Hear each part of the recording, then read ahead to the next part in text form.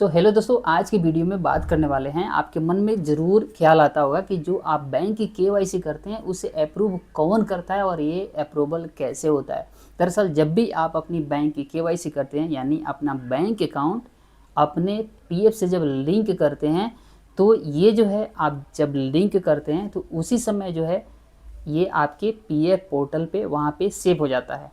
अब उसके बाद ईपीएफओ क्या करता है कि इसको एनपीसीआई को भेजता है। यानी कहने का मतलब एनपीसीआई जो नेशनल पेमेंट कॉरपोरेशन इंडिया है, जो यूपीआई है, जिसको ऑनलाइन जो डिजिटल बैंक मैनेज करता है, पेमेंट कॉरपोरेशन है, उसके पास भेजता है और वहाँ पे आपके डिटेल को वेरीफाई करता है। यानी कहने का मतलब जब आप बैंक की केवाईसी करेंगे तो ये दोनों आपस में जो है ना एक दूसरे के संदेश भेजते हैं कि दोनों में जो डिटेल है आपका नाम मैच है कि नहीं, यानी पीएफ में नाम जो है वही आपके जो है आपका बैंक में है कि नहीं। अगर मैच होगा दोनों का तभी ये जो है बैंक से अप्रूवल मिलेगी। जैसे मान लीजिए कि आपके पीएफ में नाम कुछ और है और बैंक जो है उसमें कुछ और है, तो वहाँ पे आपका जो है जो केवाईसी है बैंक की वो रिजेक्ट हो जाएगी। अच्छा, यहीं तक ही नहीं रुकता है। जब आप बैंक की केवाईसी कर देते हैं तो बैंक भी जो है ना वहाँ पे भी अकाउंट खुला रहता है, वो आधार से खुला रहता है। ठीक है, तो वो भी क्या करता है कि ऑनलाइन जो है जो कम्युनिकेशन जो है इंटरचेंज होता है और जो है आधार से भी वो वेरीफाई करता है। यानी सीधे सीधे समझ लीजिए कि जब आप बैंक की केवाईसी करते हैं तो ईपीएफओ इस इंफॉर्मेशन को एनपीसीआई के पास भेजेगा और एनपीसीआई आधार के पास भेजेगा। तीनों जगह मैच करेगा ना, तब जाकर के जो है आपका जो है वेरीफाई बैंक से केवाईसी होगी।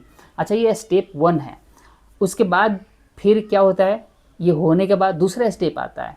फिर क्या करता है कि आपकी बैंक की केवाईसी कई बार जो है बैंक से वेरिफिकेशन होने के बाद आपके एम्प्लॉयर के पास, कंपनी के पास भेज दिया जाता है।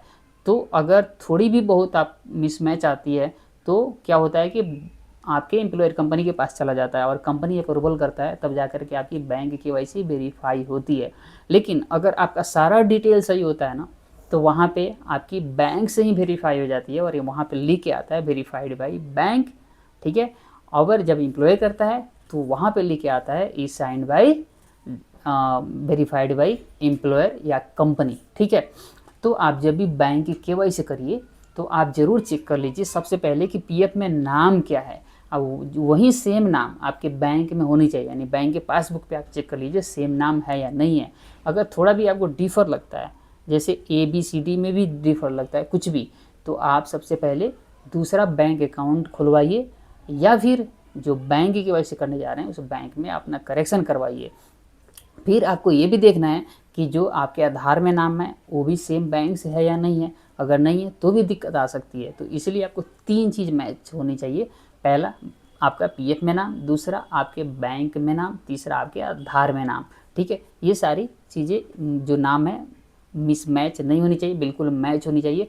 और साथ ही ये भी ध्यान रखिएगा कि आपका जो डेट ऑफ बर्थ है पीएफ में और आपका जो आधार में डेट ऑफ बर्थ है वो भी मैच होनी चाहिए। हालांकि इसकी ज़रूरत तो अभी नहीं पड़ेगी, लेकिन जब आप अप्लाई करेंगे पीएफ निकालने के लिए उस समय आपका फॉर्म रिजेक्ट हो जाएगा। लेकिन बैंक की वजह से तो बिना डेट ऑफ बर्थ के भी अप्रूवल हो सकती है, केवल नाम के मैचिंग के आधार पे। ठीक है, तो आपको ध्यान रखना है जब भी बैंक केवाईसी करें तो ये तीनों चीज़, तीनों नाम, तीनों जगह, यानी आधार, बैंक और पीएफ में नाम तीनों एक जैसे होने चाहिए।